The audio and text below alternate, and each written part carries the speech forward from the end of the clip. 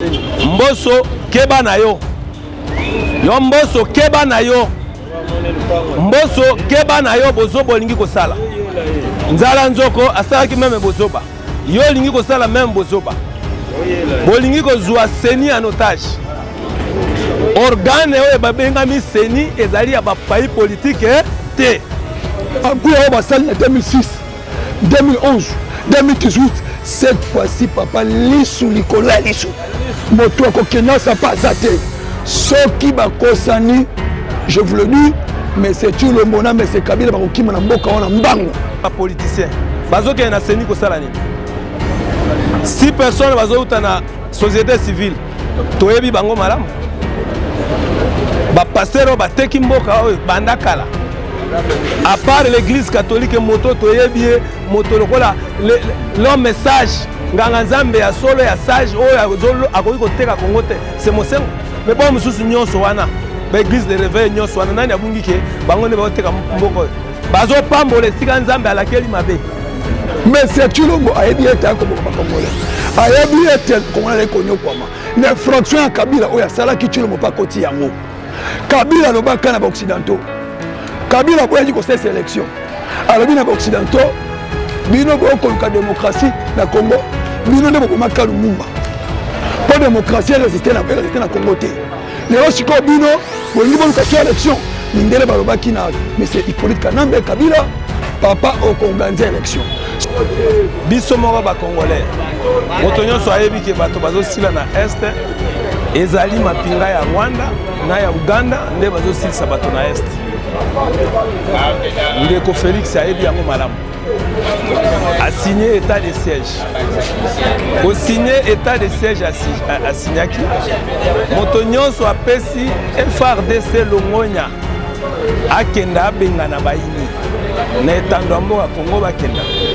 Mais quand moi passi les alliés état de siège, il y a quoi associé à na mapinga ya Rwanda, na mapinga ya Uganda.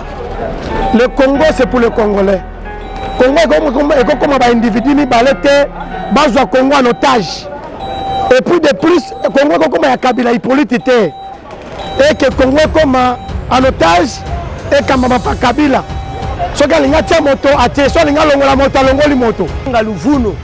Il y a une tractation au Manigance, déjà de Chilombo a eu cours constitutionnel en otage. Et comme il y a une poche. Ozwa siko seni lisusu et comme eloko abino na poche pour bon nommer binoma contre la volonté du peuple. To ndimelo ko na tambala moko te. Ça va rester à l'histoire. Ça va rester à l'histoire. Cette fois-ci ce sera la débâcle. Si vous osez faire cette bêtise, yombo so lukaka siko kokima. Quand je suis peuple lisusu te. Na lo makambo pour l'intérêt à moto moko bete, mais biso moko peuple to se prendre en charge. To se prendre en charge ça veut dire quoi? Na Kabila. To se prendre en charge na Kabila, pe M. Félix.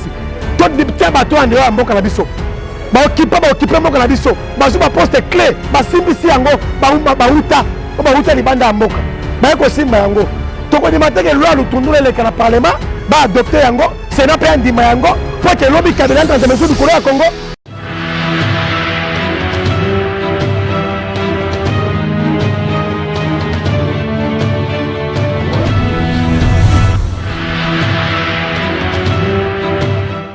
Des journalistes.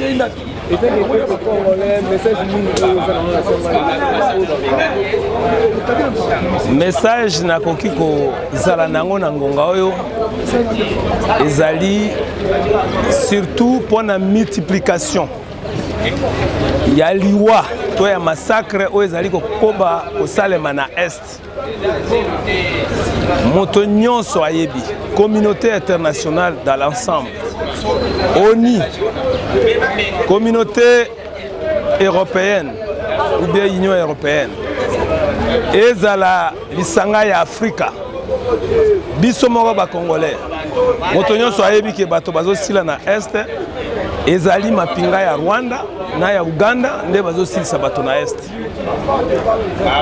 Ndeko Félix ayebi yango malamu. A signé état de siège. Au signé état de siège à Signaki, Motonyon soit pesi FRDC Longonya à Kenda Bengana Baini. na etando mboka Congo bakenda mais likambo ya pasi ezali ete état de siège ya ye koasocie yango lisusu na mapinga ya Rwanda na mapinga ya Uganda. Zabolo abengana Satana to Satana abengana Zabolo ekoki kosalema tambala moko te. Zabolo akoki kobengana Satana tambala moko te. Parce que bato bazali kosilisa bato koboma ezali ba Rwandais na ba Ugandais. Yo ndima lisusu mapinga ya Rwanda na ya Uganda basangana na FRDC po babengana bayini. Zabolo abengana Zabolo esalemaka te. Alors ndeko Félix makambo ozo sala ezali na sens moko te. Pona nini olingi kokangama mingi na ba Rwandais? Pona nini olingi kokangama mingi na Kagame? Donc Congo olingi komonisa biso ke ekoki ko avancer te sa Rwanda. Olingi komonisa biso ke Congo ekoki ko avancer te sa Uganda. Mapinga ya Congo ebengamaki M23. Est-ce que Rwanda kotaki na kati? Tango général Mamadou Ndala, colonel Mamadou Ndala, na général Bauma ba décidaki balanda ba injonction ya Kinshasa lisusu te. Ya manipulation ya bitumba. M23 epanzanaki. Mais ndenge nini yo signé état de siège, to PCFRDC longonya kyake ndo bengana ba yiniwana, yo ndima lisusu mapinga ya Uganda na Rwanda eya kosangana na FRDC. Tango bazo trahir plan bino bozo zo plan boko beta place tel bango bazo ebisa baninga na bango boko te la place tel nde attaque ko salate boko te la place tel nde site tel attaque ko salate le même Rwandais le même Ouganda basanga na FRDC bazo trahir plan ya FRDC siko eko réussir ndenge ni Félix tika ko sala makambo ba distraction zo sala wa so zo mona okumba et présidence za kilo so zo mona zo kenda te tika yango poyo za olingi conflicter. Donc il y a conflit, le président de la République soit il y a conflit. Quel est le monastère? Quel est le monastère? Ce que fait le monastère, on a un conflit là comment? Mais ils ont le président de la République, mais on lobby qu'il y a un conflit en Ouganda, il y a un conflit en Rwanda. Bangoka kabaza la toujours na Congo pour yo kamamboka. So il y a conflit. Quel est le monastère? Ok, na kobonde la pour yo za mo centre ko le kanza. Et là quand même ba na lingi koloba. Mboso keba na yo. Yo mboso keba na yo. Mboso keba na yo bozo bolingi kosala. Nzala nzoko asalaki meme bozoba. Yo lingi kosala meme bozoba. Bolingi kozwa seni en otage. Organe oyo babengami seni ezali ya ba pays politique te. Seni ezali organe ya ba pays politique te. Mais tractation nyonso oyo bozo sala. Pour monter sous coup d'état politique contre la volonté du peuple. Yakoloba, Bozo à 4 personnes, Baouta na opposition, 6 personnes, Baouta na union sacrée, Baïba politicien. Bazo qui est na Séni Kosalani. 6 personnes, Baouta na société civile. Toyebi Bango Malam. Ba pasteur, ba tekimboka, bandakala. À part l'église catholique, moto toyebi, moto lokola, leur message. Nganga nzambe ya solo ya sage oyo akoki koteka Congo te c'est mosengo mais bon mususu nyonso wana ba église de réveil nyonso wana nani abungi ke bango ne bateka mboko bazo pambola sika nzambe alakeli mabe ozo zwa bango basi opesi bango déjà mbongo et continue na libenga po ba ko sala mosala na bino Seigneur za la constituer na 16 membres 6 bauta na union sacrée okende kuna ko sala nini union sacrée ezali ya Kabila na Félix bakenda kuna na Seni kosala nini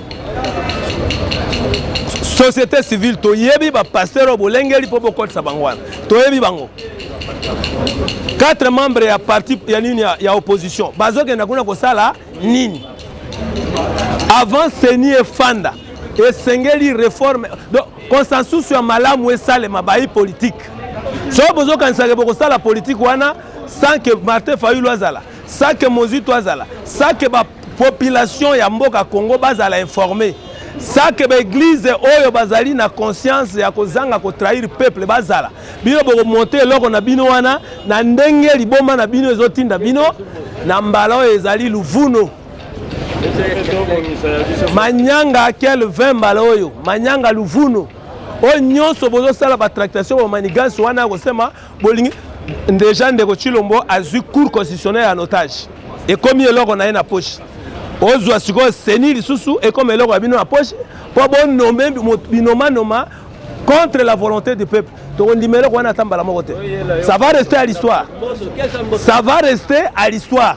Cette fois-ci, ce sera la débâcle. Si vous osez faire cette bêtise, yomboso lukaka esika okokima tozoyebisa yo na bozoba osali ozolinga kosala nzala nzoko asalaki bozoba wana nanga asali bozoba wana nani Benoît Lwamba akei na Belgique azokende koloba kuna ke congolais balimbisa ngai na makambo tosali toteki bino totrahir bino ozosenga bacongolais bolimbisi nesiko olamusa bacongolais bakufi osenga bango bolimbisi osenga bacongolais baza na bomoi bolimbisi yo Corneille Nanga oza koloba ke na nomaki mpo nazali kobanga liwa Kabila atielaki nga basoda mibale ke soki nataki komba Martin Fayulu babomi ngai ozali mpenza kofungula mbanga koloba bongo yo nanga ozofungula mpenza mbanga mpe olobi ke nabangaki koloba kombo ya Martin Fayulu bakobetanga masasi vi na yo eleki ya Fumuki Mbangu eleki ya Lumumba eleki ya Rossi Mokende eleki ya Mamadou Ndala eleki ya Général Balumba mpo oloba bike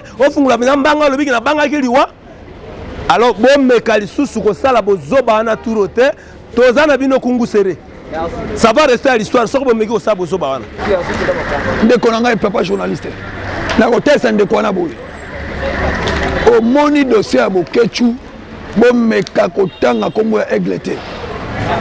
Pamba te Aigle azalaki mobundeli pas azali mobundeli pas kotika na mobundeli. Ya peuple congolais. Dossier ya Bokechu etali Kabila na Mese Chilombo puisque Bokechu akendaki pona komenase Chilombo nde toyokaki ndenge tomonaki. C'est pour cela Mese Chilombo asepelaki na acte te. Mese Chilombo nda tindi financement na niveau ya France pamba te po bakanga Bokechu tango Bokechu azalaki kobundela l'UDPS azalaki mutu malamu.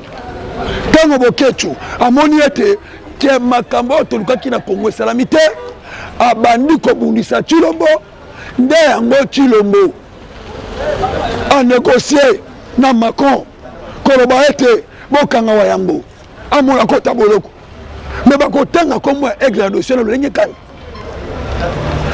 président Fayulu na koloba ndeko boye alingaka bakongolais pa alingaka bana ya mboka président lui akoki kolinga ta mona pasi ya congolais quel que soit na mapena yo quel que soit sali soki nani président Fayulu aza pona intérêt ba peuple congolais. Mon frère na otalisa yo tika makambo koloba ete Aigle du Congo aza na sima mamba Bokechu makambo wana tuna Kagame tuna nde Chilombo bo tuna yango na Kabila bolongola kombo ya président Eli. C'est ça na ko répondre. Merci beaucoup. Comme koyo kabongo élection ya Congo na ba étranger parce que ko tamu et li bongo Macron azali mutu alia na Félix Antoine Tshisekedi na tomoni Macron tomboli po na koloba ke andimi na 2023 mapona nezala oza komona ngote ke eza moi danger moi mayu eza na kati boye na kotalisa ona keso tuningai. Mais c'est Chilombo ayebi ete akoboka ba Congolais ayebi ete Congolais konyokwama na fraction ya Kabila oya sala ki Chilombo pa koti yango Kabila lobaka na occidentaux Kabila boyaji ko cette élection alobi na occidentaux bino bokoluka démocratie na Congo bino nde bokomaka Lumumba po démocratie résister na Congo te lelo siko bino bongi boluka sur élection mindele balobaki na monsieur Hippolyte Kanambe Kabila papa okorganiser élection soko ki Macron kotombola mongongo koloba ete il faut élection poete bayebi soki élection esalamité mbeba tolikama ezana mutu na bango. Il faut Congo démocratie et résister. Il faut constitution congolaise et ça la respecter pour tous aval moko yamaramu. Mais glissement Chilombo Lukaki Chilombo monsieur Bongamaka élection ça Aigle du Congo le Kolayo Hippolyte Kanambe anomaki yo tozo récupérer pouvoir ya Aigle 2023 tozo misela yango papa na kotalisa yo Chilombo kitamata élection na Congo ezali pe élection me kozala crédible pe transparent démocratiquement dans ma goût au basal en 2006 2011 2018 cette fois-ci papa lisu likola lisu moto akokena sa pas até soki bakosani je vous le dis, mais c'est Tshilombo na mais c'est Kabila bakokima na mboka wana mbango. Na ko répondre au lenge wana. Merci papa na ngai. Merci mingi ba imboka ba Congo. Wabino mulopo yo Luc. Numéro na ngai. Ya WhatsApp toi appel normal. Ezali 090 71 31 549. Na kobandela 090 71 31 549.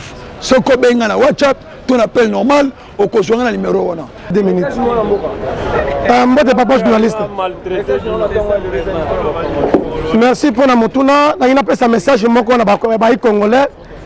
Pe ko pesa message moko likolo ya monsieur Tshilombo na monsieur Kabila Hippolyte Kanambe. Auto bengi mo na mama Marceline. Le Congo c'est pour les Congolais.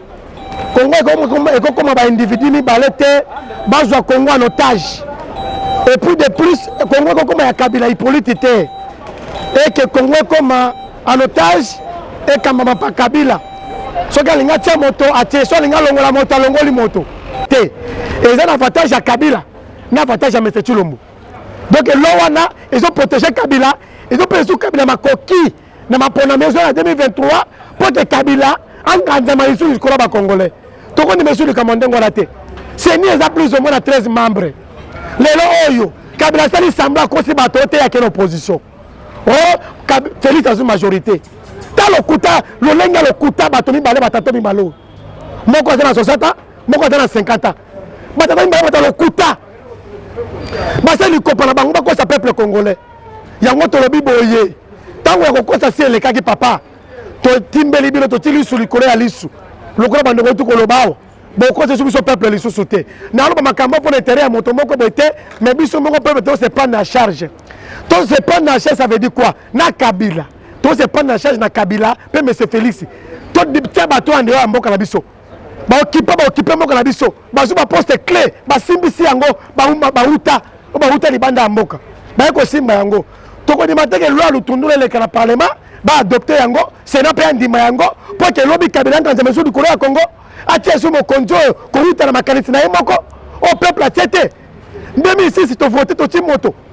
Bazouba confisqué mon somme na biso. Tu comme en 2011, le lenge moko kaka.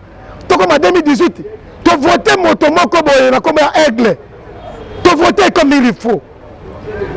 Mais Kabila doit botoli biso mon somme sous wana. Azu moto c'est le choix na ye, atia biso lelo. Auto ko subi lelo, et pour le coloter, lelo école nyo c'est donyo comme. Écoute toi nyo comme. Pourquoi ça va doter que le peuple tout se libérer. Tout se libérer peuple congolais. Baba zaka kat na moka. Bozali banda ya moka. Tout se tenir, tout se réunir, unis soudés pour que tout se libérer. Moto libérer biso azate. Soto zeli moto, eza pasi. Parce que basaka na biso mingi. Yango tolobi pour ba politicien ba opportuniste. C'est ni eza commission indépendante. To boy ba politique ba kota kuna. Ba politicien ba kota kuna te. La biso bato baza indépendant ba confession religieuse eza wana kamata moto moko ba kota kuna. C'est ça eza proposition na biso peuple. Eza proposition ya lutundu la te ni ya Kabila Hippolyte. Yango tolobi boye lo wana ba arrêter yango. Manœuvre tout ba ko sala mboso. Yo komi ko le compte biso poste ya deuxième vice-président ya Seni. Ouais, c'est le mana hoté. Ezana na hoté.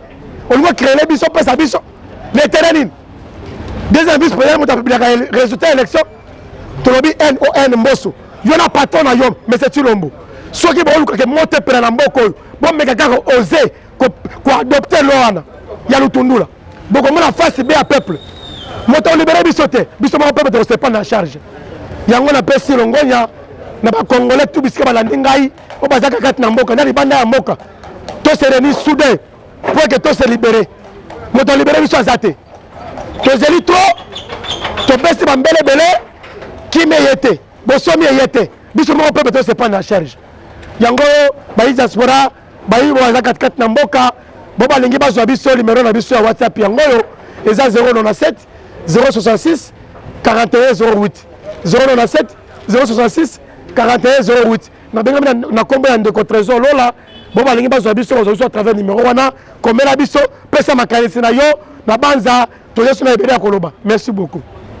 Asepelaka mingi na chaîne oyo Océa TV parce que eza chaîne moko eyaka mana source ezoka information balabala te information à gauche et droite te mais eyaka pena na source ya information eyaka mana source pour ezwa information vraie ya makambo ezo se passé na République démocratique du Congo.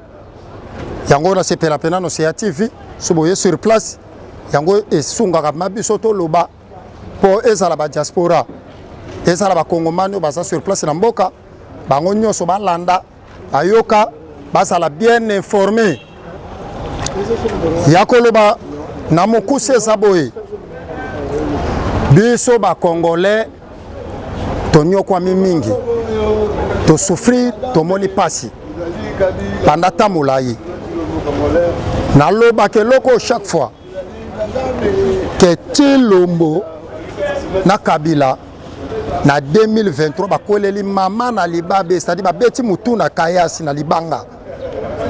Pourquoi? Kabila zobi biso na 2006, 2011, 2018. Mais cette fois-ci c'est fini. Peuple congolais lobi fini la récréation. 2023 ba mata ba kita peuple congolais soit souveraineté na ye na mboka au Congo na 2023 ndenge kaka magro tomboli mungongo ya ko crier ya ko ganga pe ya ko loba que il faut élection salama ndeza soué na biso ba kongomani na 2023 élection sanini et salama mais élection biso tozo linga et salama faut ça la crédible et transparence ba réforme ya seni le président Eli a salaki yango atie yango na table a lobby clair seni il faut ça la purement indépendant c'est-à-dire aso sala yango pour l'avantage na yete aso sala yango pour l'avantage à politicien moko to parti politique moko te mais aso sala yango na intérêt général ya ba congomani tout ce qui toke na irne mba mutu oyo peuple congolais ko voter toi ko sepela na ye yafana ne bonga wana soki omoni tozo subir ba conséquences oyo c'est que Kabila azotela kabiso la Congo muto biso to votaka te